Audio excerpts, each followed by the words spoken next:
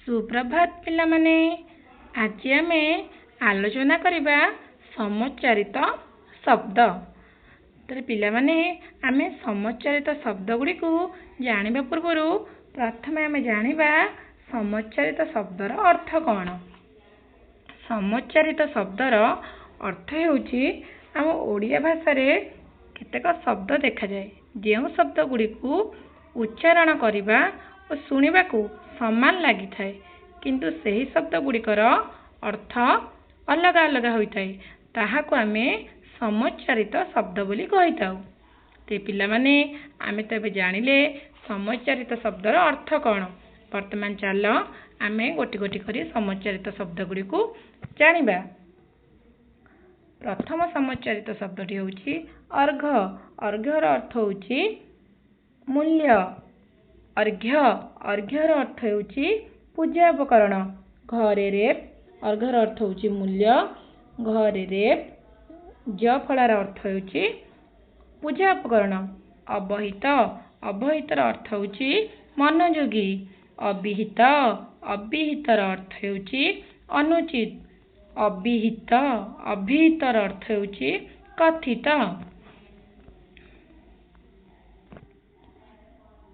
तालबेश अंशर अर्थ हेउची भाग। दंतेश अंशर अर्थ हेउची स्कंध। न हर्षे आभास।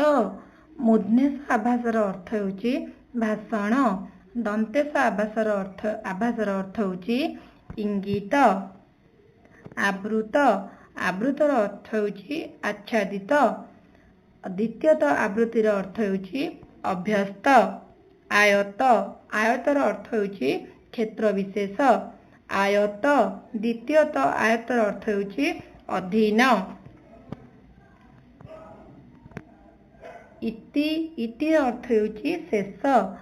हर्षे इतिर अर्थ होउची शेष। दीर्घे इतिर अर्थ होउची अनावृष्टि बा आदि प्राकृतिक विपर्यय। ईश तालबेश ईश्वर अर्थ होउची ईश्वर। मूर्धनेश ईश्वर अर्थ होउची लंगल दंड।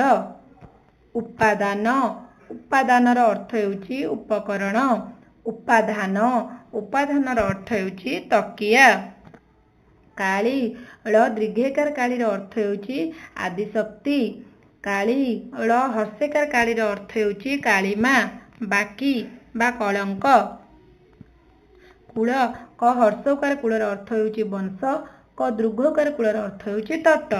कुजन क हर्षकार कुजनर अर्थ होउची खराब लोक। क दृघकार कुजनर अर्थ होउची पक्षीर ध्वनि। कृति त हर्षेकार कृतिर अर्थ होउची कार्य। त दीर्घेकार कृतिर अर्थ होउची दक्ष।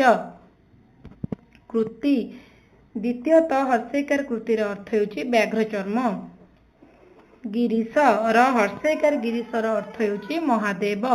र दीर्घेकार गिरीशर अर्थ होउची गिरिश्रेष्ठ। गुणी ण हर्षेकार गुणीर अर्थ होउची तंत्र विद्या। ण दीर्घेकार गुणीर अर्थ होउची गुणवान। घटण घटणर अर्थ होउची सुंदर बा गढ़ण। घटन घटनर अर्थ होउची घटिबा बा योजना। चरित चरितर अर्थ होउची कथा बा विषय। चरित्र चरित्रर अर्थ होउची नैतिक स्वभाव। चिर च हर्षेकार चिर अर्थ होउची दीर्घकाल। च दीर्घेकार चिरर अर्थ होउची चिरा। चूड़ा च हर्षकार चूड़ार अर्थ होउची खाद्य विशेष। च दीर्घकार चूड़ार अर्थ होउची अग्रभाग। च्युत च्युतर अर्थ होउची आंब। च्युत च्युतर अर्थ होउची स्खलित। जमक वर्गे जो जमकर अर्थ आडंबर। अंतस्थ जो जमकर अर्थ अलंकार विशेष। जात वर्गे जो जातर अर्थ उत्पन्न बा जन्म।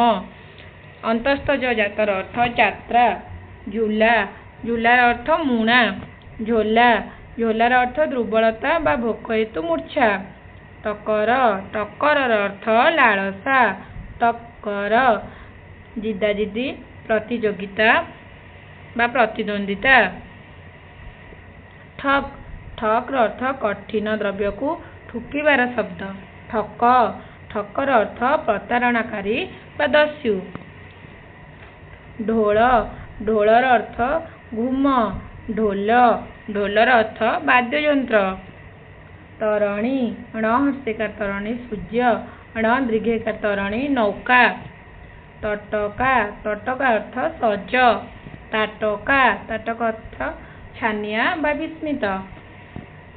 ଦିନ ଦ ହର୍ଷେକାର ଦିନ ଦିବସ। ଦ ଦୀର୍ଘେକାର ଦିନ ଦରିଦ୍ର ବା ଗରିବ। ଦ୍ୱୀପ ଦ୍ୱୀପର ଅର୍ଥ ଜଳବେଷ୍ଟିତ ସ୍ଥଳଭାଗ ବା ଟାପୁ। ଦୀପ ଦୀପର ଅର୍ଥ ପ୍ରଦୀପ। ଦ୍ୱୀପ ଦ୍ୱୀପର ଅର୍ଥ ହସ୍ତୀ। ଦୂତ ଦୂତର ଅର୍ଥ ହେଲା ଚର। ଦ୍ୟୁତ ଦ୍ୟୁତର ଅର୍ଥ ହେଲା ପଶା ଖେଳ। ନିବାର ନିବାରର ଅର୍ଥ ହେଲା ବାରଣ। ନ ହର୍ଷେକାର ନିବାରଣ ଅର୍ଥ ବାରଣ। ନ ଦୀର୍ଘେକାର ନିବାରର ଅର୍ଥ ବନ୍ୟ ଧାନ୍ୟ ବିଶେଷ ବା ବାଳୁଙ୍ଗା। ନ ହର୍ଷେକାର ନୀତି ହେଲା ପ୍ରତିଦିନ ବା ପ୍ରତ୍ୟହ। ନ ଦୀର୍ଘେକାର ନୀତି ହେଲା ନିୟମ। ନିର୍ଧନ ଦ୍ୱିତୀୟ ଧ ହେଲା ଧନହୀନ। ନିର୍ଧନର ଅର୍ଥ ନିଧନ। ନିଧନର ଅର୍ଥ ହେଲା ବିନାଶ। ନିଧାନ ନିଧାନର ଅର୍ଥ ହେଲା ଆଧାର ବା ଭଣ୍ଡାର। ନିଦାନ ନିଦାନର ଅର୍ଥ ହେଲା ମୂଳ କାରଣ। ପଟ ପଟର ଅର୍ଥ ହେଲା ପଟୁକା ବା ଦଳ। ପଟ ଦ୍ୱିତୀୟ ଟ ପଟ ହେଲା ଶ୍ରେଷ୍ଠ। ପରୀକ୍ଷା ପରୀକ୍ଷାର ଅର୍ଥ ହେଲା ଉତ୍ତମ ରୂପେ ଦେଖିବା। ପରୀକ୍ଷା ପରୀକ୍ଷାର ଅର୍ଥ ହେଲା ଗଡ଼ଖାଇ। ପକ୍ଷ ପକ୍ଷର ଅର୍ଥ ହେଲା 15 ଦିନ। ପକ୍ମ ପକ୍ମର ଅର୍ଥ ହେଲା ଆଖିପତାର ଲୋମ। ପରିଚ୍ଛଦ ପରିଚ୍ଛଦର ଅର୍ଥ ହେଲା ପୋଷାକ। ପରିଚ୍ଛେଦ ପରିଚ୍ଛେଦର ଅର୍ଥ ହେଲା ଅଧ୍ୟାୟ ବା ବିଭାଗ। ପାବନୀ ପାବନୀର ଅର୍ଥ ହେଲା ହନୁମାନ। ପାବନୀ ନ ହର୍ଷେକାର ପାବନୀର ଅର୍ଥ ହେଲା ହନୁମାନ। ନ ଦୀର୍ଘେକାର ପାବନୀର ଅର୍ଥ ହେଲା ପବିତ୍ରକାରିଣୀ। ପ ହର୍ଷଉକାର ପୁତର ଅର୍ଥ ହେଲା ପୁଅ। ପ ଦୀର୍ଘଉକାର ପୁତର ଅର୍ଥ ହେଲା ପବିତ୍ର। ପ ହର୍ଷଉକାର ପୁରର ଅର୍ଥ ହେଲା ନଗର। ପ ଦୀର୍ଘଉକାର ପୁରର ଅର୍ଥ ହେଲା ପ୍ରବାହ ପିଠାର ପୁର ବା ଜଳରାଶି। ପ୍ରସାଦ ପ୍ରସାଦର ଅର୍ଥ ହେଲା ଭୋଗ ବା କୃପା। ପ୍ରାସାଦ ପ୍ରାସାଦର ଅର୍ଥ ହେଲା କୋଠା ବା ଅଟ୍ଟାଳିକା। ପୁଷ୍ଟ ପୁଷ୍ଟର ଅର୍ଥ ହେଲା ମୋଟା ବା ପାଳିତ। ପୃଷ୍ଠ ପୃଷ୍ଠର ଅର୍ଥ ହେଲା ପଚରା ଯାଇଥିବା। ପୃଷ୍ଠ ପୃଷ୍ଠର ଅର୍ଥ ହେଲା ପିଠି ବା ପଛ। ପ୍ରକାର ପ୍ରକାରର ଅର୍ଥ ହେଲା ରକମ। ପ୍ରାକାର ପ୍ରାକାରର ଅର୍ଥ ହେଲା ପ୍ରାଚେରୀ।